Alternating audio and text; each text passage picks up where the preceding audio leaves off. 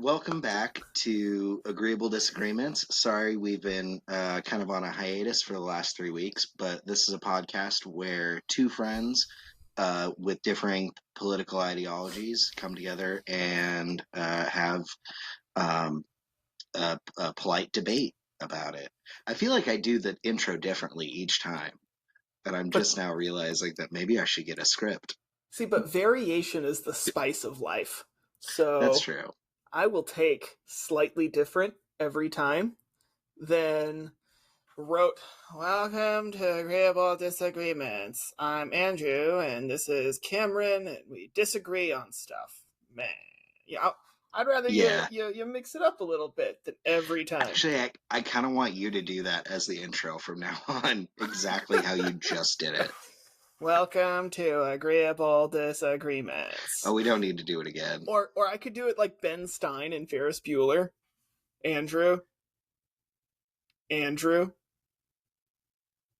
Andrew. Fry. Is that a Futurama joke that you just made? No, that's an actual name that Ben Stein says in Ferris Bueller's Day Off. Oh, you're right. It's been so long since I've seen that movie. Yeah. You would think for someone who is named after one of the main characters that I would know that movie inside and out. Wait, is that really where your name comes from? That is 100% where my parents got my name. Oh my They were gosh. watching Ferris Bueller's Day Off, and they were like, Cameron, that's a good name. Yeah. And then they spelled it wrong. That's also a funny story. You see, so I was 2 weeks late, and so I was a C-section baby. Okay. And the story my dad says is, we spelled your name differently so that you would be different. So you'd be unique. Now you're wondering if that's the story. Mission accomplished.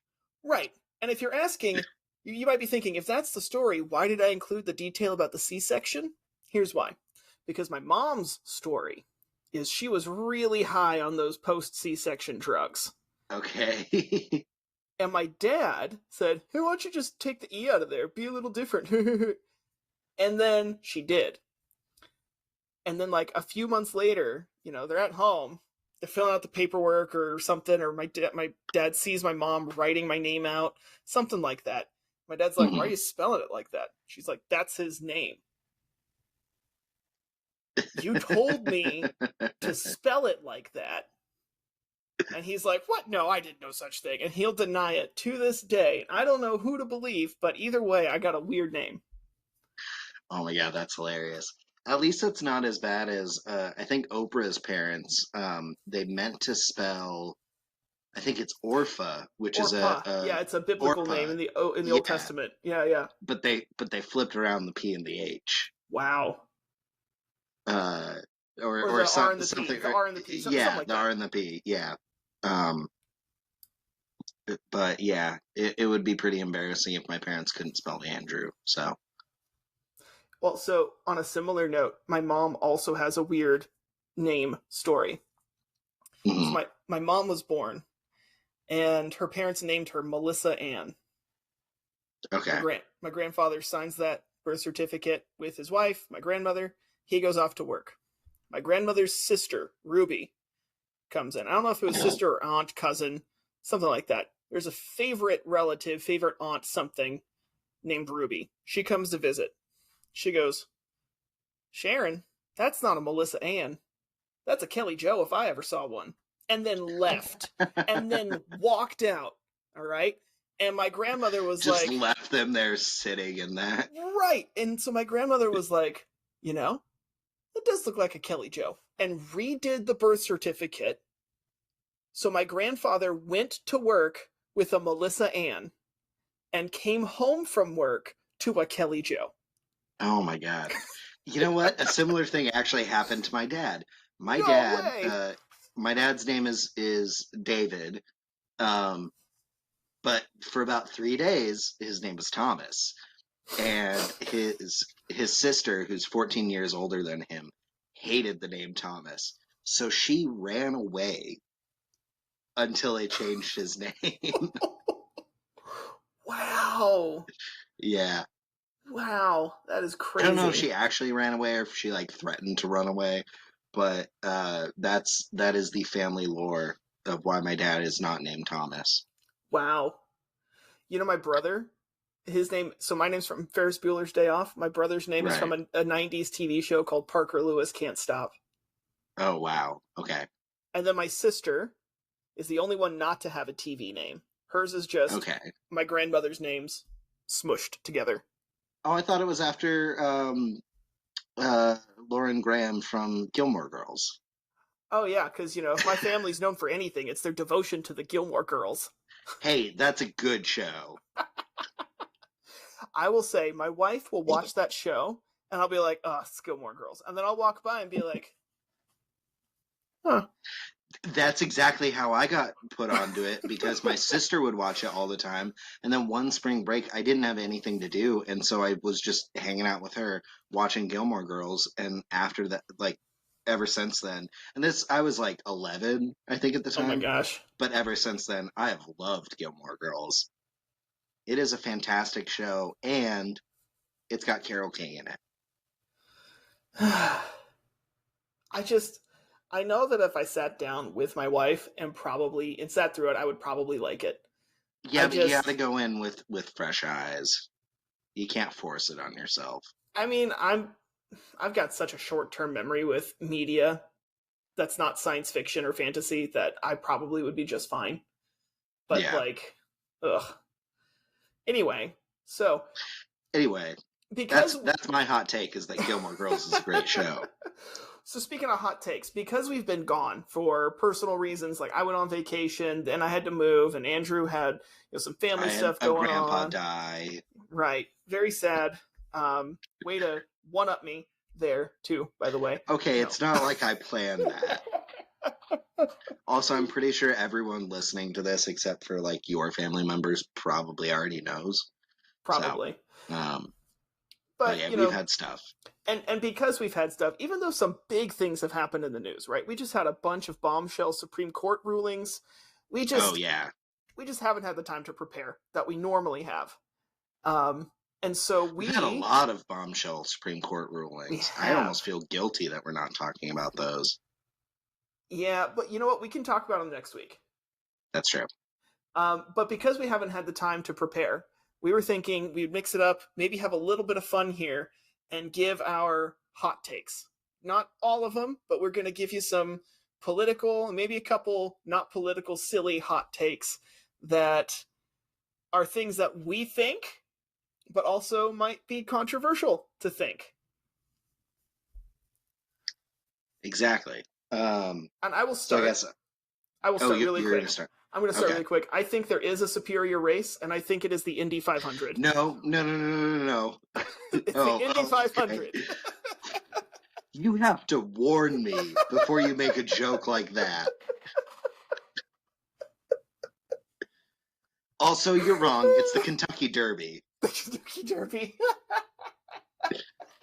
At the Indy 500, you don't get to dress up fancy and drink mint juleps and say mint julep with a Savannah accent. I'm sorry. That is true. It's just objectively better.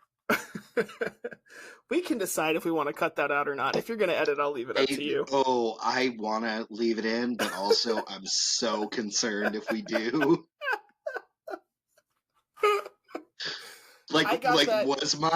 Was my objection quick enough? Oh yeah, you're like, wait, no.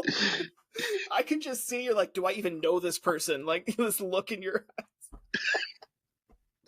I got that from a TikTok I saw where some guy was like, all right, welcome to day number 3 of ranking all the races. We're gonna look now at this race, which I think is a little subpar than others. Some people like it, some people don't. Anyway, the Daytona 500. Yeah. Something like that. That's so problematic. Look, I am comfortable enough in my own reputation and my own actions that I know people are going to hear that and be like, oh, he's going to say a joke. At least the people I know. I knew that it was not serious, but what I'm worried about is does it carry over to listeners who don't know us? It will now. I mean, yeah, hopefully. If you haven't gotten by this point that was totally just all hyperbole and sarcasm, then I don't know what you're doing I will listening to say, as this. someone who lives slightly outside of Indianapolis, that I have to say that the Indy 500 is the superior race for race cars. Can we just stop using the term superior race?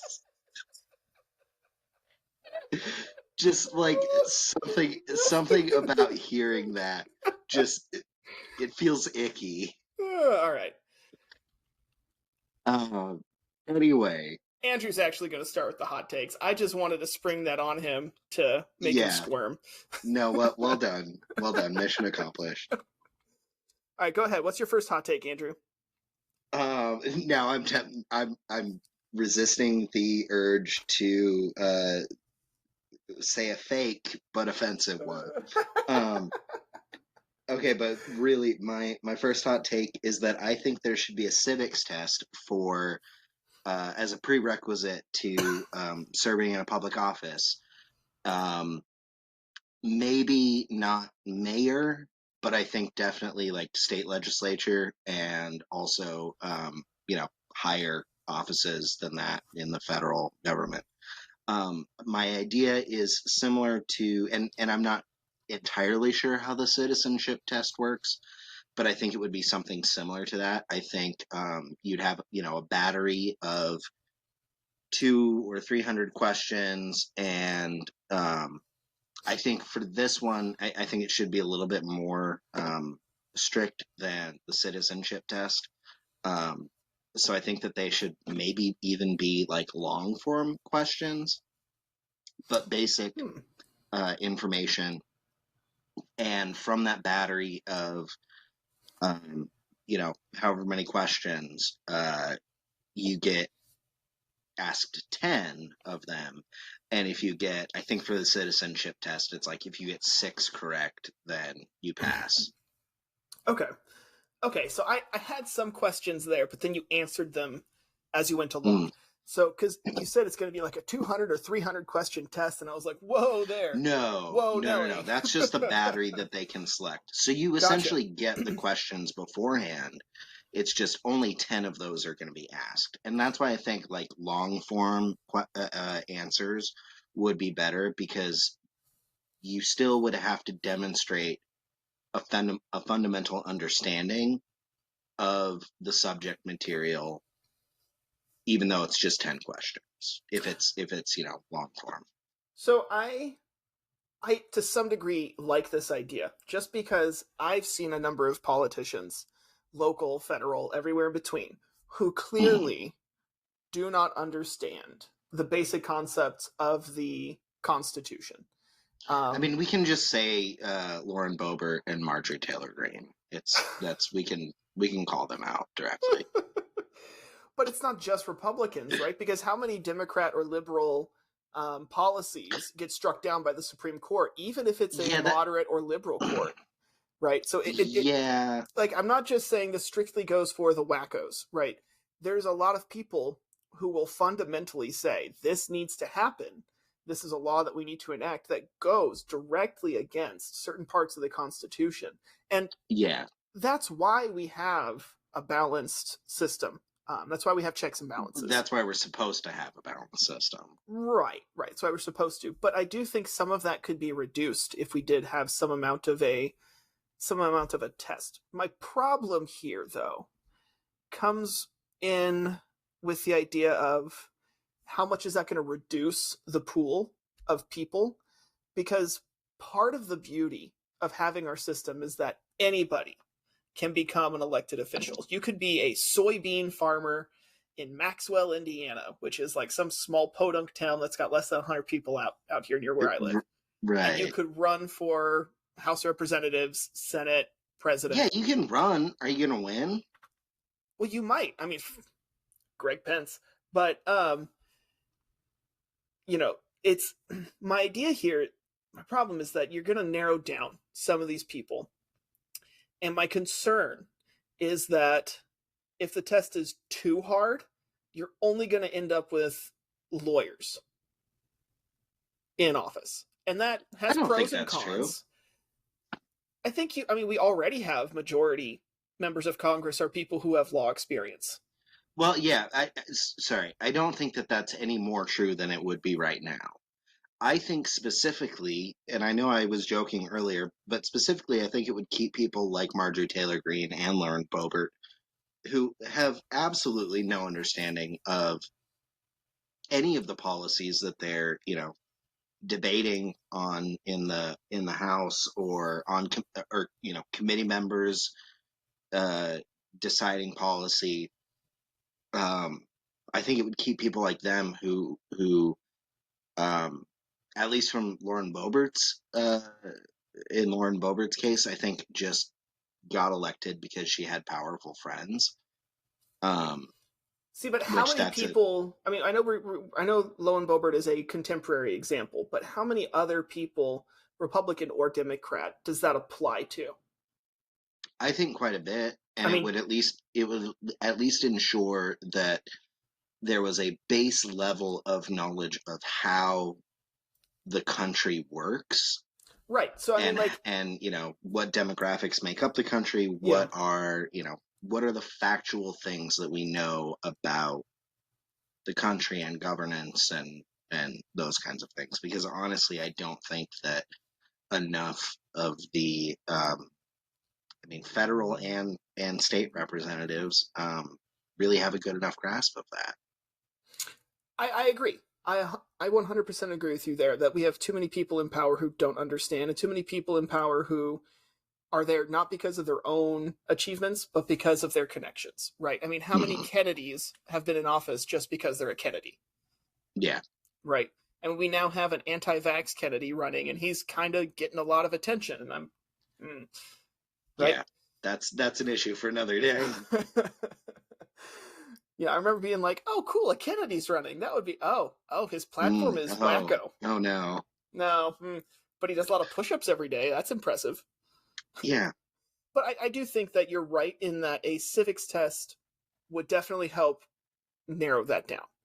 Um, and I think that would probably be most beneficial at a federal level, even if it's just a basic understanding of how the system works. It doesn't necessarily have to be all these history questions. I don't think we need to have all these questions about, you know, Supreme Court cases in the past and different laws that have passed. But I mean, I think certain things like I think you should know the basic uh rulings and arguments made for like Roe versus Wade or Marbury versus Madison or the Dred Scott case, like landmark cases that we learned in high school, if not before that. I think those are essential uh, for uh, elected officials to know, because that those things still have repercussions today.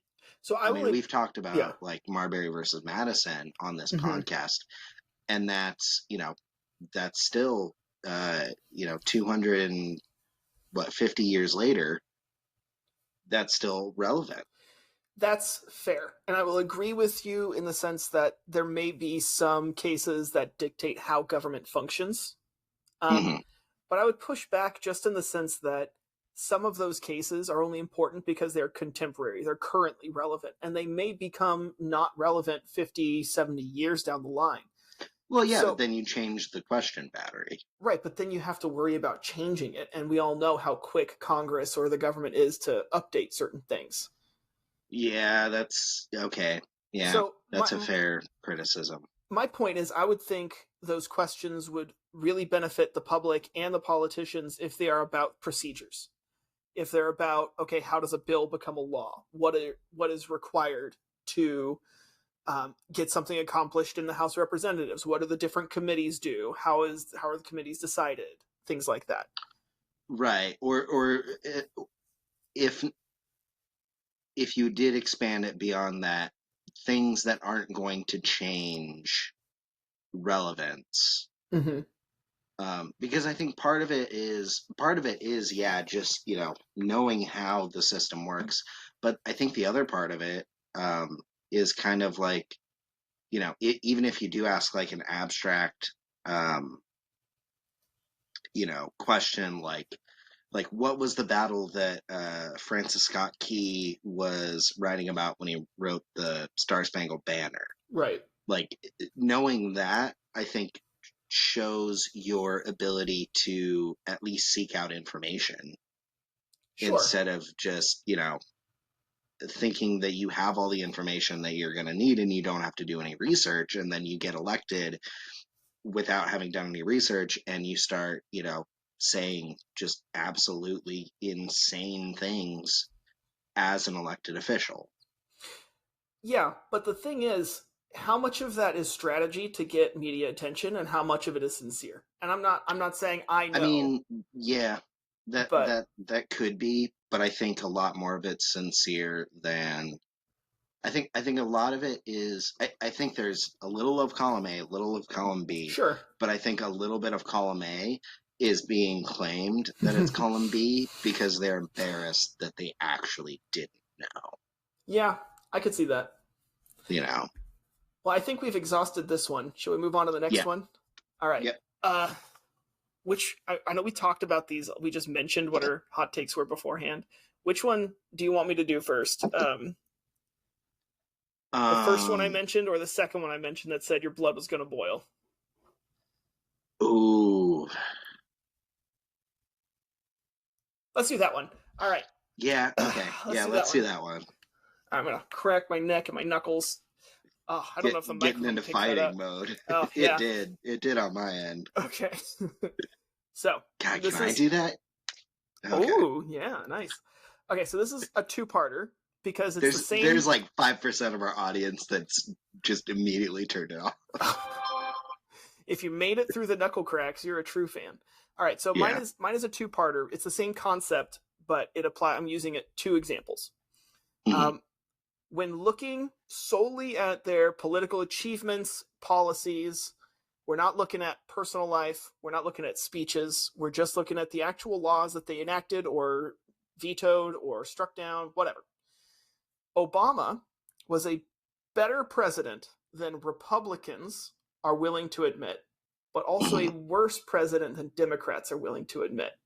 And Trump was a worse president than Republicans like to admit, and a better president than Democrats like to admit. See, I agree with 3 out of the 4. Okay, which 3? I think the 3. I think he was better president than Republicans like to admit. That's a given. I loved Obama. Yeah.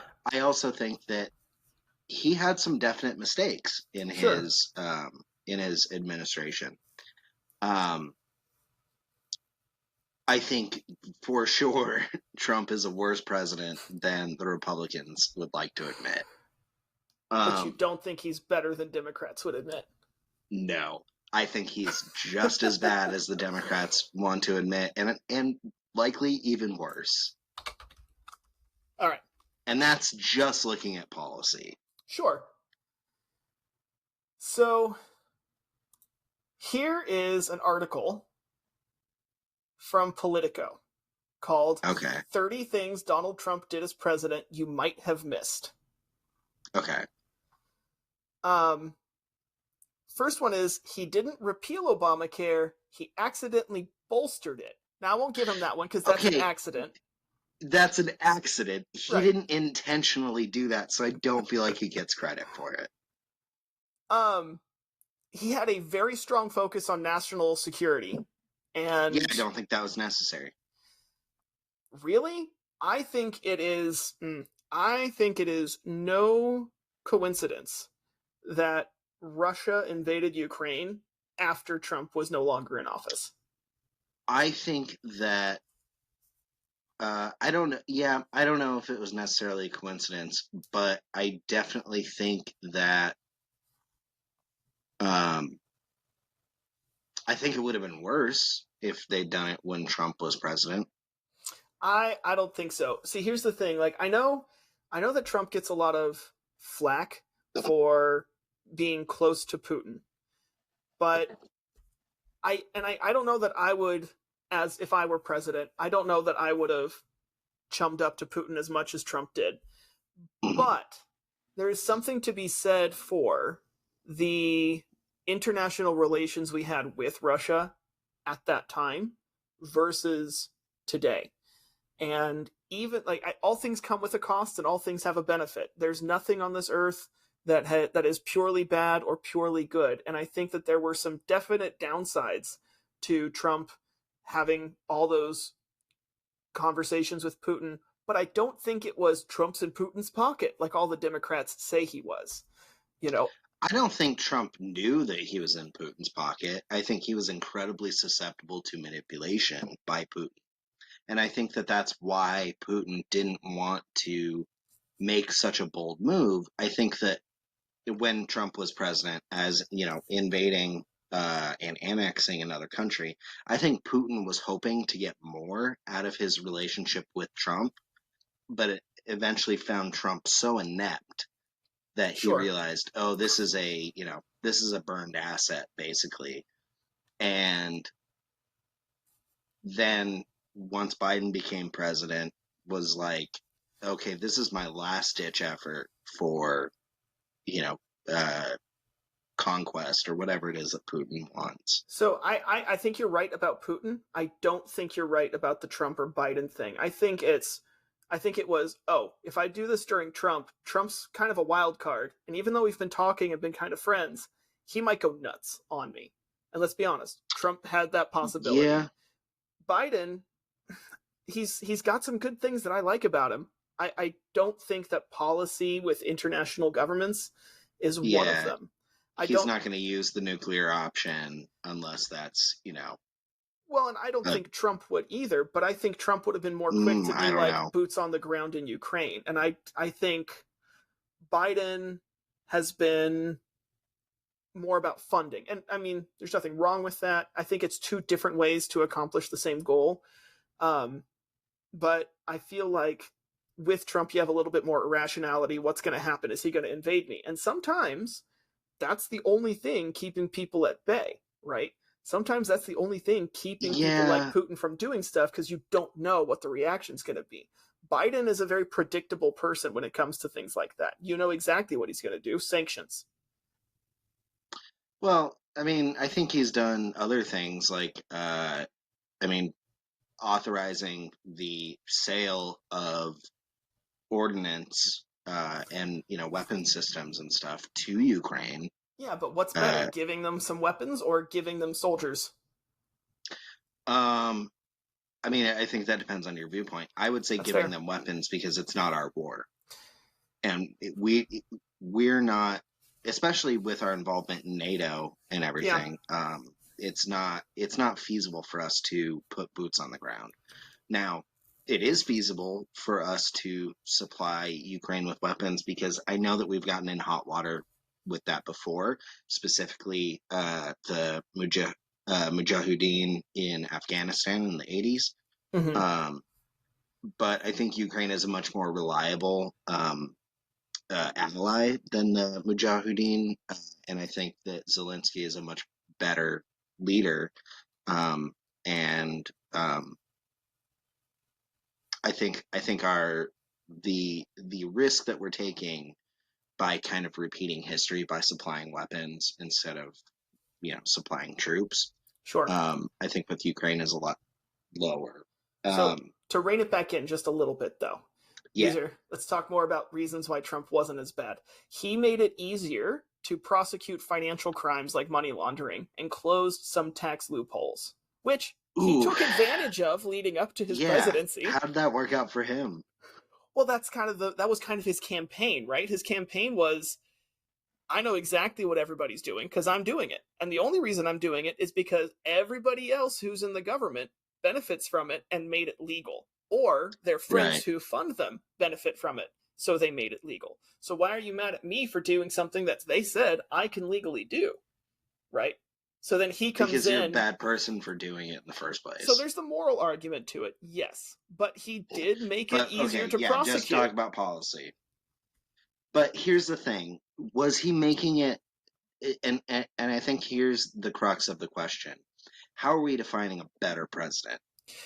Are we So talking about more effective at enacting policies, doing better for the American people, or having the intention to fix broken things, because I think, and again, I don't know what specifically he repealed that made it easier to prosecute. So it's not that he repealed anything; it's that he added legislation into other works. Sure, yeah, sure. So I'm not sure specifically what is all involved with that, Mm-hmm. but I don't think it was to protect the American people.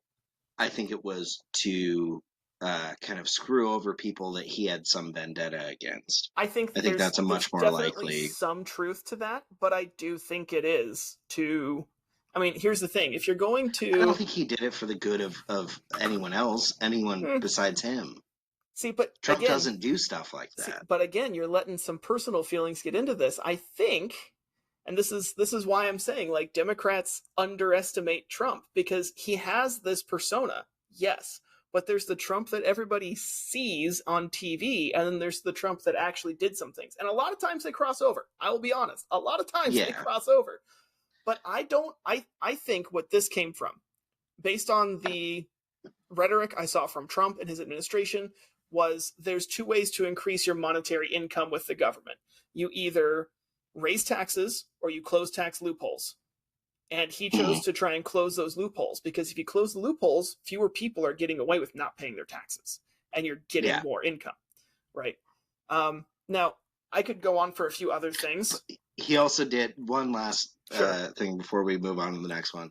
He did also increase taxes for the lowest percent of Americans who already couldn't afford their taxes. And this would fall into reasons why Republicans think he's better than he was.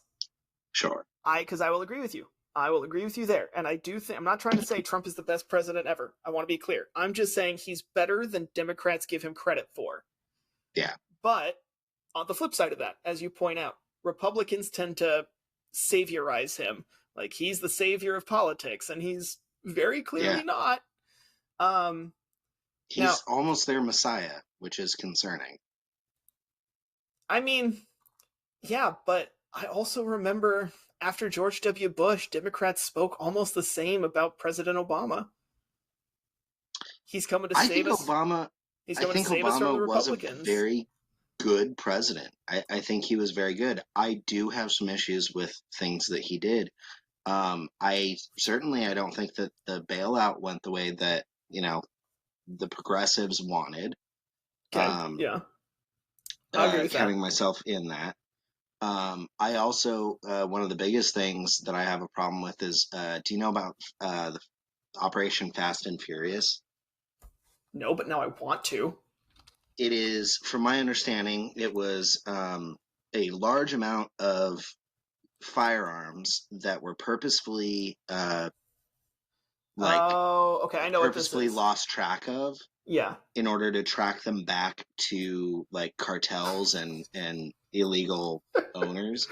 And then they just ended up they were supposed to fake losing track of them, but then they actually did lose track of them. And so they just gave a bunch of high capacity assault rifles to criminals. And I don't know if I have the specifics right, but I mean, it's in general, that was, I think that was a big blunder of his career. So, I mean, that's a big one. I think both of those are really good examples as to why he's not as good a president as Democrats like to say he is. Because I see a lot of, even today, when we're in hindsight, we tend to look at just the good of presidents a lot of times. I mean, I've had some Democrats start saying things about George W. Bush that even I'm like, whoa, tone it down. He's not that great. Just because of where we are now. Just because in comparison. Right. Yeah. I have to remind myself sometimes that he started a war that killed thousands, if not hundreds of thousands of innocent civilians. But on a similar note, right? So Obama continued that war to some degree. Mm-hmm. And he ordered, do you know about the Kunduz hospital strike? Where he ordered an attack on a hospital and with shaky information, and it turned out that the shaky information wasn't true. Yeah. And killed 42 people. And it's a children's hospital. He had more drone strikes than any other president, and extrajudiciary drone strikes in countries that we were not at war with, like Yemen. Right. Right. that part I don't agree with, but also look at what he inherited. So, I but think if he, there are definitely some mistakes. I don't like the look what they inherited argument Well, I mean, to a it's not degree. it doesn't absolve them. It's Right. just it's a fact that does need to be considered.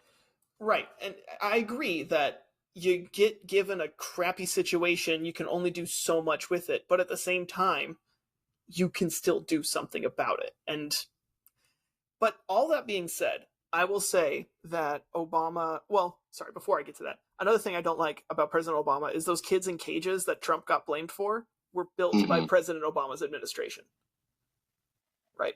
Those were, Yeah, I'm not sure that President Obama was great with the border issue, but I will yeah, say I think he was more in touch with the basic American citizen than anybody else that I've seen as president in a yeah. long time. I would agree with that. I think he was, and this comes to personality issues. I think he had a better personality than several of the presidents we've had in my lifetime. Oh yeah, All of them. But I think, I would say all of them. um, I will say, I think he did good work with student loans and financial aid, which Mhm. expanded underneath him. I think he was good with social programs for low income American citizens. Yeah, And I like what he did with what's it called? Climate change. That's the word. Climate change. yeah. Because that's an issue I He think. signed the Paris Agreement, right? Right. Yeah. And I think that Yeah. Republicans downplay that because, and this comes to an issue more of what affects them directly, what affects different people directly. Republicans Yeah, tend to what be are issues that they care about, really? exactly, and Republicans are more concerned. A lot of them are more. If we look at the demographics, Republicans tend to more so be made up of middle class, blue collar, which are going to be more concerned with how much it costs to fill up your car to get to work than other demographics are going to be. And so, Mhm. the cost of gas is a huge thing for Republicans, and that's a huge point that they look at. But the overall bigger picture, I think, is something that Republicans tend to ignore because of that immediate problem of having to pay more for your gas. Yeah. And yeah, I think Obama, when it comes to energy, had great policies, Yeah, especially with I like think so too. alternative energies. I also think it's worth noting that he was extremely embattled when he was a president. So I think that He had a he, supermajority for part of his term.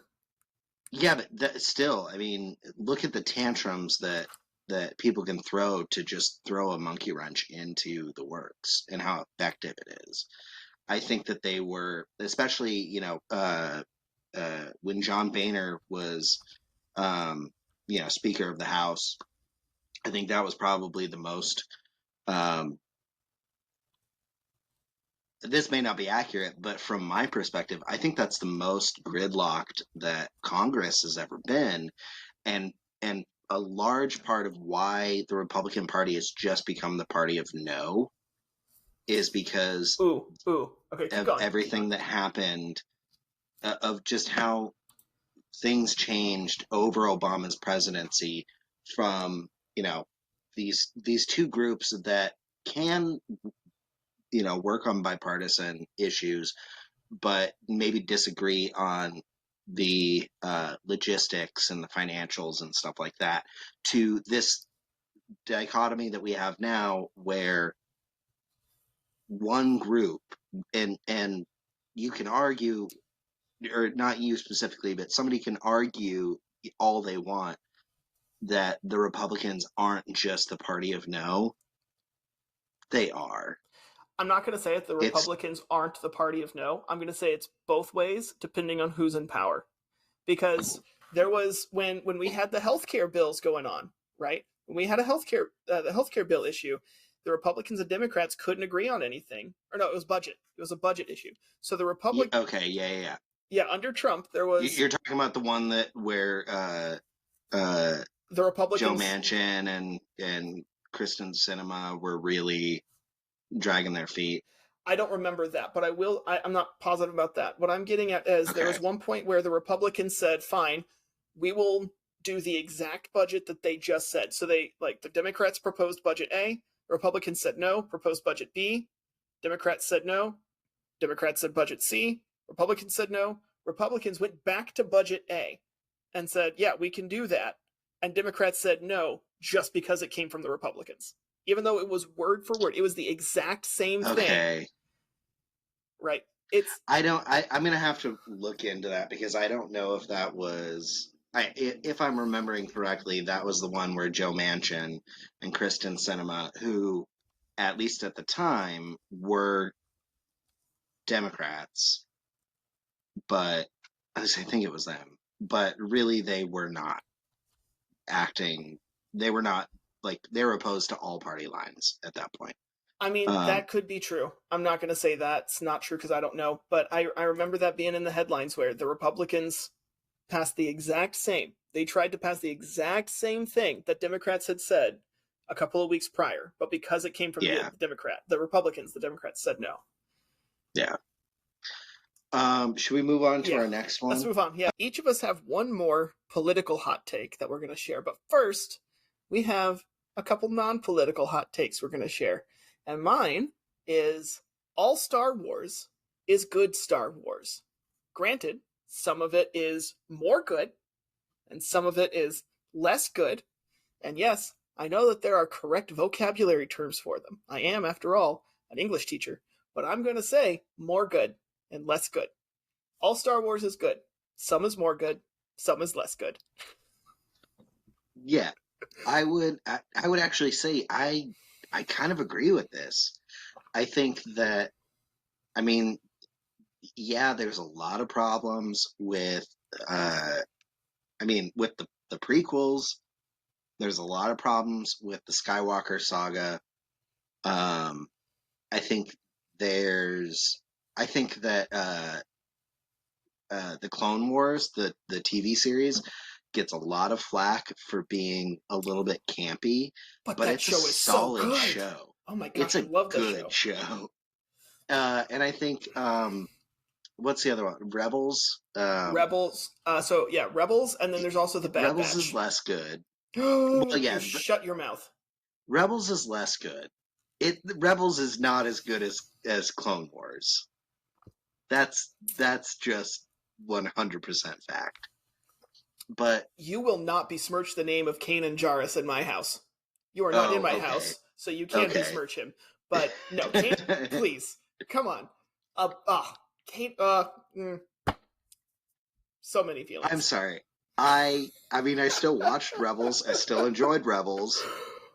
Resistance, we can just completely disregard because that doesn't count. Sure. But I think that in any franchise where that's so beloved, I think the same thing with Rings of Power. When you have a franchise that's really beloved and is so many people feel like kind of a parasympathetic ownership over that. Sure. You're gonna have people be disappointed. But I thought Rings of Power was okay. I definitely didn't like how much they deviated from the actual, source material compiled by Christopher Tolkien. But sure. I think all in all, they made a good show out of what they had. And I think that, the prequels for Star Wars did a relatively good job. I think episode 1, meaning Phantom Menace, I think that was kind of a swing and a miss. But Clone Wars and Revenge of the Sith, I think were two solid additions to the franchise. Yeah. And I think likewise, the Skywalker saga did a fairly good job of continuing on with this storyline. So I will say that when I go to see any movie, my number one question coming out is, was I entertained? And that could be that's going to be different things for different movies, right? I'm going to go to a historical period drama, and I'm not going to be looking for explosions and lightsabers and all that stuff, right? I want drama. That's what I'm watching, Yeah. right? I'm watching a biopic about King George and the King's Speech. I want it to be engaging. I'm going to go I mean, watch but like you can't deny it would have been a way better movie if Jeffrey Rush had had a lightsaber. yes, that is true. Think of how much quicker Colin Firth could have like gotten that thing. Like he didn't even need to do the whole thing where he just said fuck a bunch of times. He could have just pulled out a lightsaber and be like, "Stop stuttering, or else." Wow. Okay. The first That bleep of is the not. show, maybe. Yeah. Sorry. It's okay. It's relevant to the movie. Um, Yeah. no, it's. I mean, there's nothing wrong with it. That's a No, hilarious scene, by the way. it is. It's great. I've seen the movie. It's fantastic. No, but like, I'm not gonna go see a Fast and Furious movie and expect to have the most compelling storyline, right? I'm gonna Like go some really nuanced philosophical, like, right. You watch Fast and Furious for cars and explosions, and depending on yeah, who you are, scantily clad women. yeah. I Well, never was and into that kind of family. stuff in the movies either. Or You and watch it family. for It's the all about family. family. Oh my gosh. I don't I don't actually like the Fast and Furious movies. I haven't seen one. I keep seeing the trailers or I'll see clips and I'm like, no. Anyway, this isn't about Fast and Furious. Hold on. My friend Andre, who is the front man for Halcyon Club, who does our Yeah. intro, he is obsessed with the Fast and Furious movies. So if he's listening, he's gonna be so thrilled that we're talking about this right now. So then I Anyway, like yeah, what you said continue. about Clone Wars. Clone Wars, great show. It starts like I watched the first season, the first episode. Yeah, I was like, it takes a this is while. yeah. Well, because what happened is they started making it for kids, and then they realized who was actually watching it, so they Yeah, changed it. yeah, And I think that speaks to the bigger issue of Star Wars and why everybody hates it. What I've seen a pattern where the generation that grew up with the original trilogy hated the prequels because yeah. they weren't the original trilogy. But our Some generation, of them hated Return of the Jedi just because of the also true. Ewoks. Also true. So then you get, but it's because it's different than what they had when they grew up, right? So then Mhm. you have our generation who kind of grew up with both, right? We grew up with the original trilogy and the prequels came out in the theaters, and Yeah. whether you like Phantom Menace or not, I think it's a great movie. But swing or a miss I'm or still not, entertained by it. I still have very fond memories of it, see, but but that's the thing. You have fond memories of it. That's the point I'm getting at because yeah, the older generation came into it and they were like, "This isn't what I had growing up," so they didn't have those fond memories of it. Now our generation goes to see the sequels, the newest trilogy, and we're like, "This isn't what I had growing up." But the yeah, kids who are watching it, as a middle school teacher, the kids who I've had who go to see these movies love them, right? And yeah. so I Star love them. Wars, I think they're great too. But I've noticed that Star Wars is hated by the people who liked the previous series. Yeah, So yeah. I would say that's accurate because that's the pattern. our generation really loves the prequels, Yeah, and and I mean I do too, but not to the extent that I think a lot of our peers do. sure, Um, can I give you my real hot take though on sure. this? Yeah, go ahead. I think A New Hope is better than Empire. And that's the end of the podcast, folks. Yeah, just roll credits right Cameron there. has refused to talk to me. And I'm the one who made a superior race joke at the beginning. Yeah. All right, No, what's your I personally enjoy A New Hope more than I enjoy Empire. I think I can see it. I like Empire better because it's different. It's not Mhm. every time. You don't always go see a movie and the bad guys win. And that's Yeah, something that sets Empire apart. Is it the bad guys win. And that's yeah, what makes it so good is people came in thinking, "Oh yeah, they just won. They just destroyed the Death Star." And now they're like, "Oh crap. That was only the beginning. Things just got real." yeah. I guess I didn't think about it that way. I just think that I think A New Hope is a perfect movie. I Sure. mean It's got a solid beginning, middle, end, hero's journey. yeah. I mean it perfectly follows Joseph Campbell's hero's journey, and that's, I mean, by design. But also, I can't think of a single flaw in that movie and how groundbreaking it was. Right. I just don't think the Empire lives up to that in the same way. And I think that from a like from an academic viewpoint, I think A New Hope is a better movie than Empire. I see what you mean.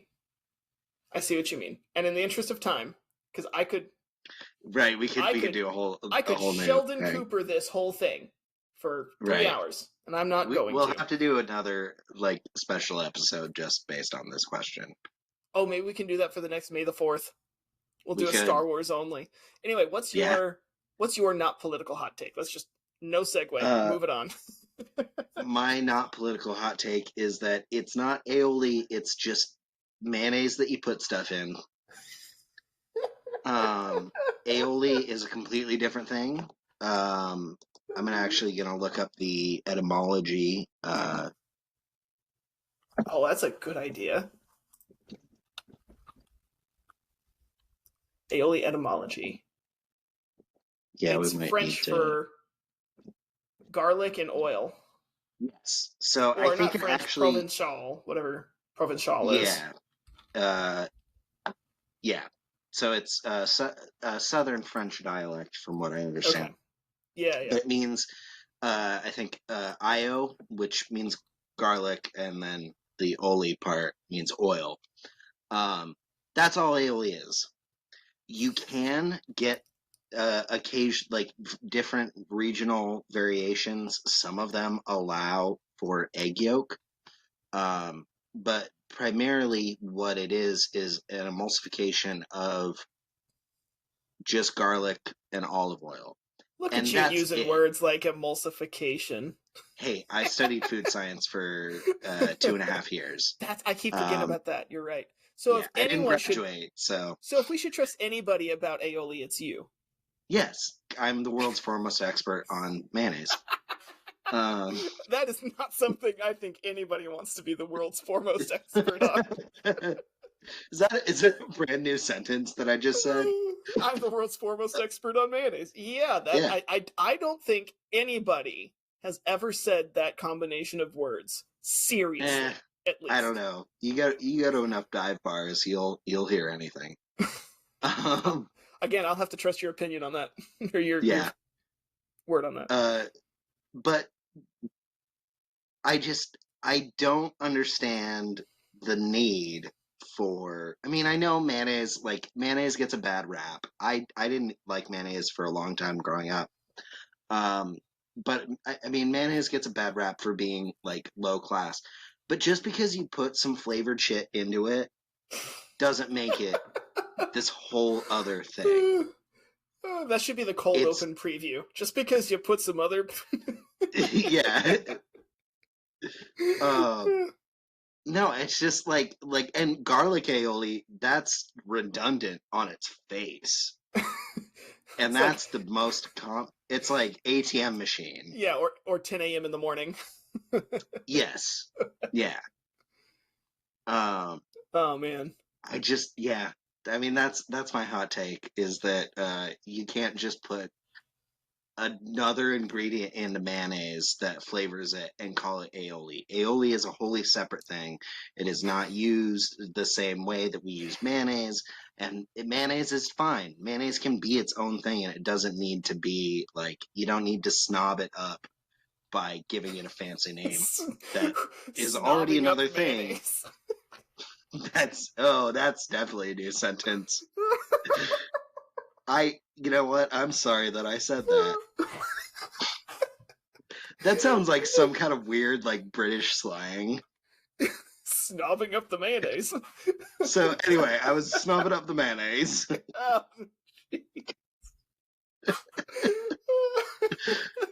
Oh my gosh. It sounds inherently dirty. It does. But not necessarily like sexually dirty. Is it the snobbing filthy. or the mayonnaise that makes it dirty?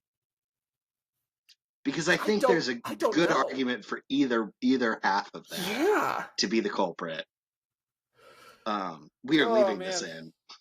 Oh, of course. I have nothing to say to counter that other than no, not even any other than I got nothing. I Yeah, it's a valid point, and we need to stop calling stuff aioli. I mean, It's I'm not. sure It's it's a just not. valid point, but I don't think I have anything to say because I'm still stuck on snobbing up the mayonnaise. Yeah, we don't need to dive any further into that. I think That that's that's a gonna be dark road. something. I'm gonna wake up in the morning and that phrase is gonna haunt me. That is going. I know we joke about this, but that is going on merchandise when we start rolling out with Snobbing that. up the mayonnaise. We can sell aioli and just Oh my called it god, snobbed up mayonnaise. snobbed out mayonnaise. Oh my god, that's actually not a bad idea. Did we just make Um, $1 million idea? Well, you yeah, I mostly. think so. But Okay. hey, you know what? You're my partner. Um, And you're my going on partner? record saying 50-50 split. All right. Sure. All right. Oh man, I need to move on from that or I'm gonna Yeah. die. All right. Jeez. So back to our political uh, Political political hot hot takes. takes. Why don't you do your last one? Because I don't think my last one is gonna have much to say about it. Okay. So my last hot take is that I think that things like electricity, water, and even internet access should be publicly funded. I think that in certain instances, especially with internet access, um, you could access a higher tier for an additional rate, but I think there needs to be a base level of specifically water power and essentially Wi-Fi available to every American and paid for by taxes, because realistically, those are necessities that nobody in this country can survive without to some extent. I like that you add to some extent because I will say like you can survive without the internet. In this day and age Yeah, it's you can be hard. homeless. You can be homeless and you can not have any of those. But Well, I would even say, I mean, it depends on your job or what jobs you're going for. I would say that right, that is getting harder and harder. yeah, Um, and as a teacher who taught through COVID, I had a number of students who had no internet, and the yeah, school and provided internet for them. we parked buses out in neighborhoods for underserved students to make Oh, sure that cool. they had Wi-Fi. Um, I mean that's not Oregon. That was nationwide. School districts were doing that. So we do have the ability to provide those things free of charge. At least to the extent like, and I'm not talking about, 300 megabyte download Right. speeds so that you can game and not have any lag. I'm talking about like, you know, 25 to Basic, 50 just a connection to do. megabytes per second. Yeah. Yeah, just Yeah. so that kids can go to school. You can telecommute to your job. You can, uh, look up recipes that are healthy and cheap, so you don't have to just buy the first thing that you see at the store, and that kind of thing. So my counter to that, specifically about internet, would be public libraries. Right. That's my first counter to that, is that we kind of already do that through public libraries. Yeah, but that's so inconvenient, and I think that when I mean we could have town wells, and you could get your water from a town well. Do you want to do that? Would you do that if the town well was free? Would you forego that no matter how like financially destitute you are? That would kind of be the last option that you would pick, right? Yeah, but at the same time, you're basically providing a town well by providing a base level of internet for everybody. Well, that's what I'm saying. It's just that convenience. I mean, no, you're providing a town well by having the library.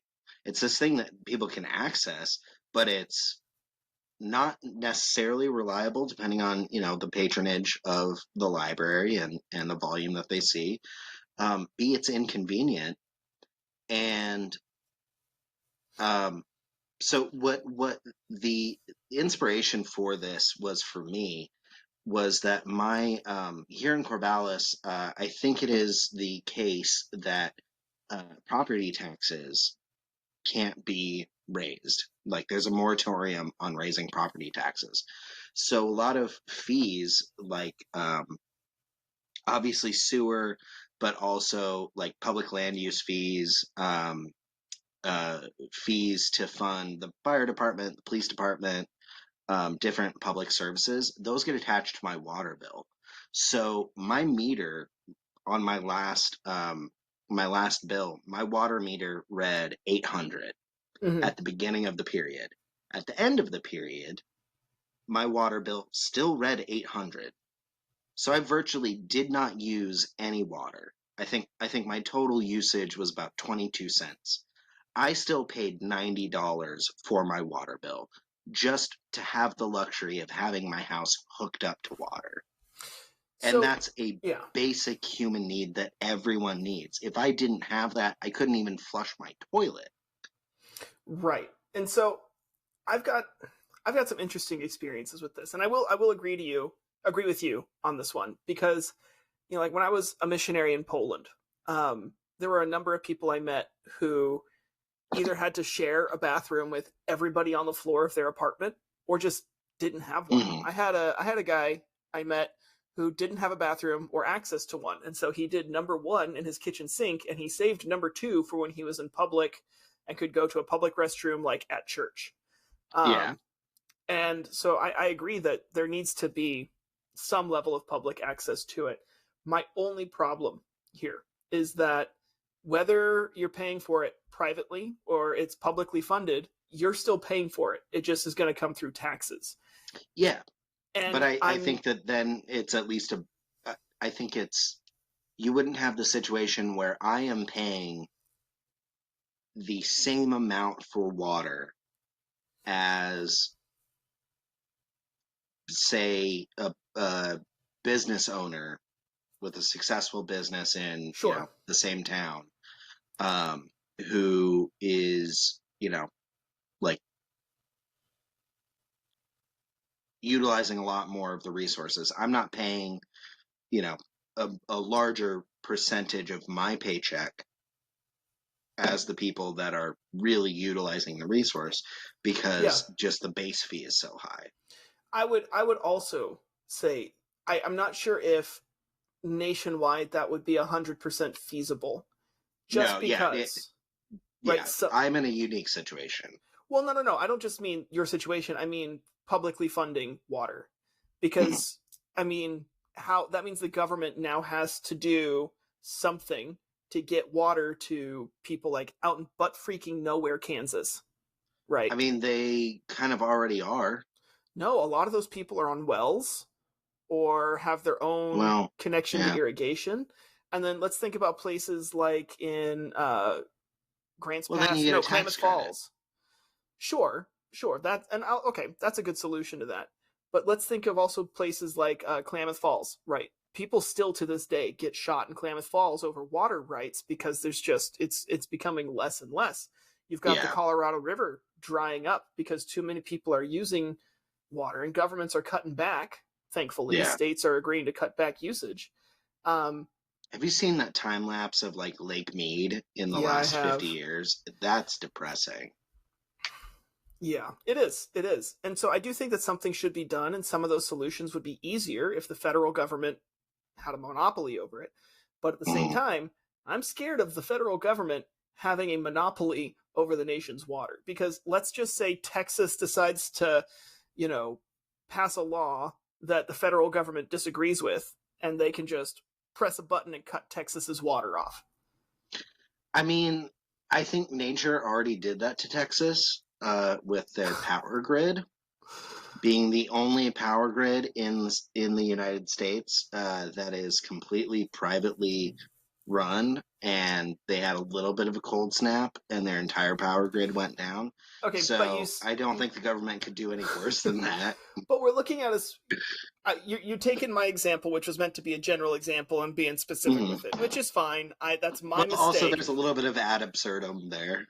Right, exactly. So, but I mean, let's say Oregon. Let's say Oregon passes a law that a conservative federal government dislikes. They shut off Oregon's water, right? That's I don't even if the chances of that I happening are don't think you would minimal. be able to do that though, because I think that the fact that like if this were to be enacted, you would be recognizing that this is a fundamental human right, and so in the same way, like you couldn't uh like there's no way that you could have the federal government or state government uh shut down people's voting rights. I mean, you can have them do things that are attempting to do that, like Sure. having, you know, uh, valid like picture ID in order to vote, like some states are doing. But once you recognize that the only way that this would work is if these things were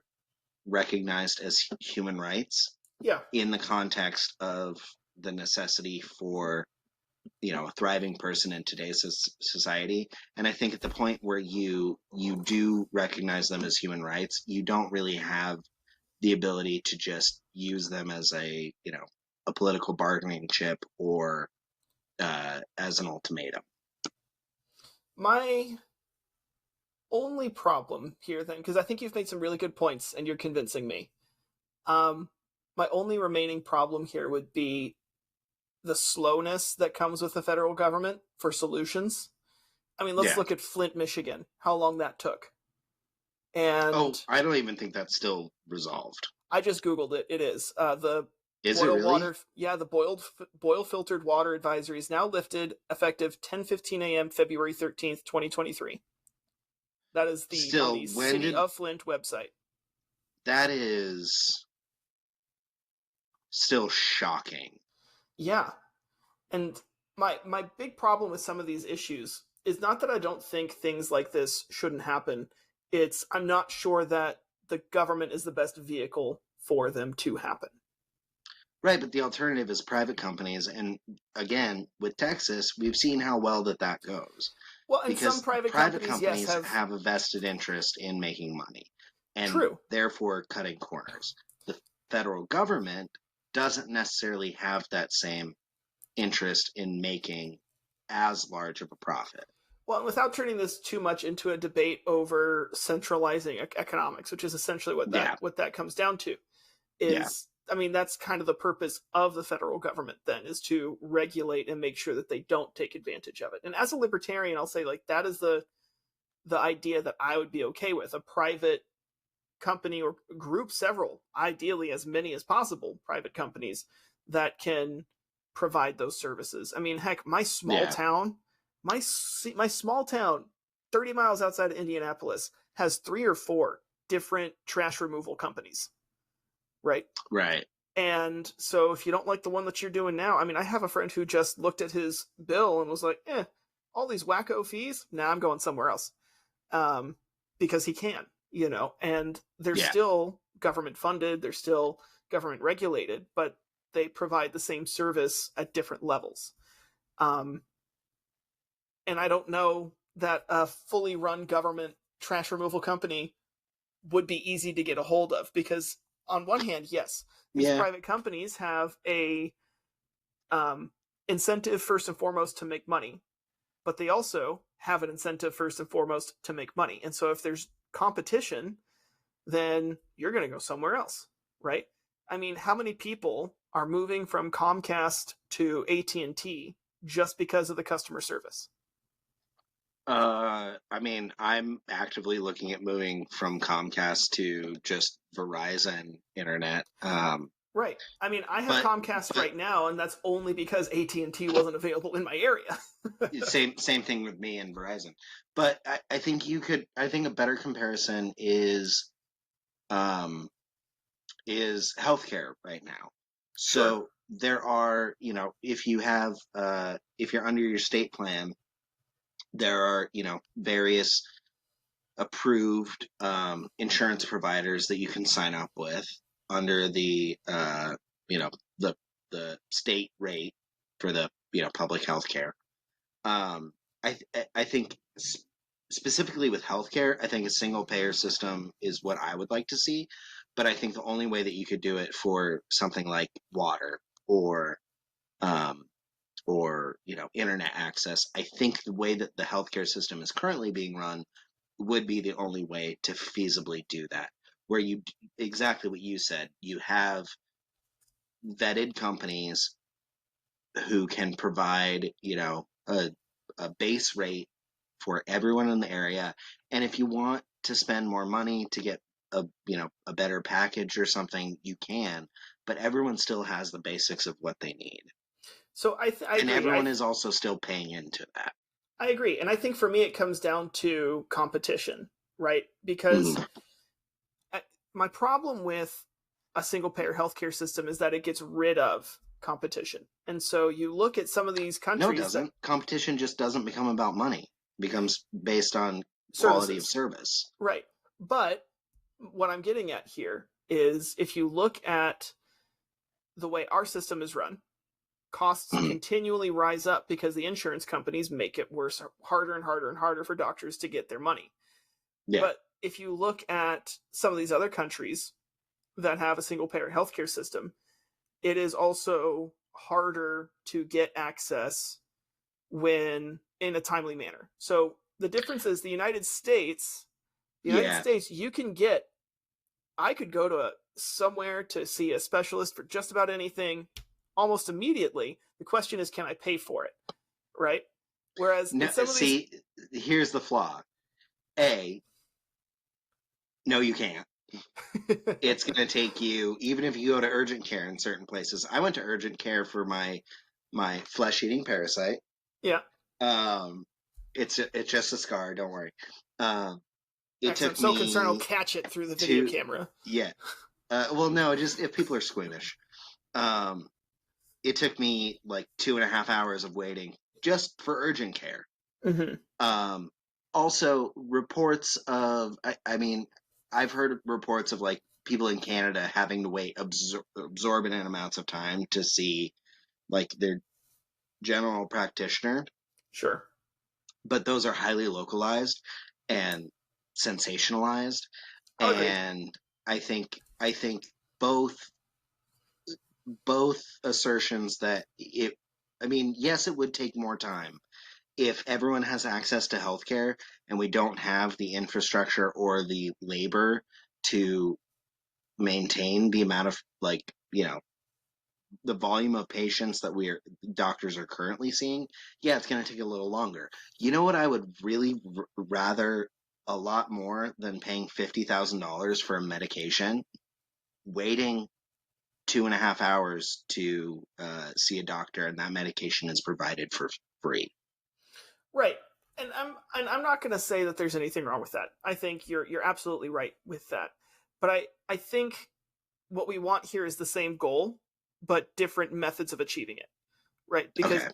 I would say we could make it easier for, if we're using the same healthcare comparison, we can make it easier for smaller insurance companies to provide those services.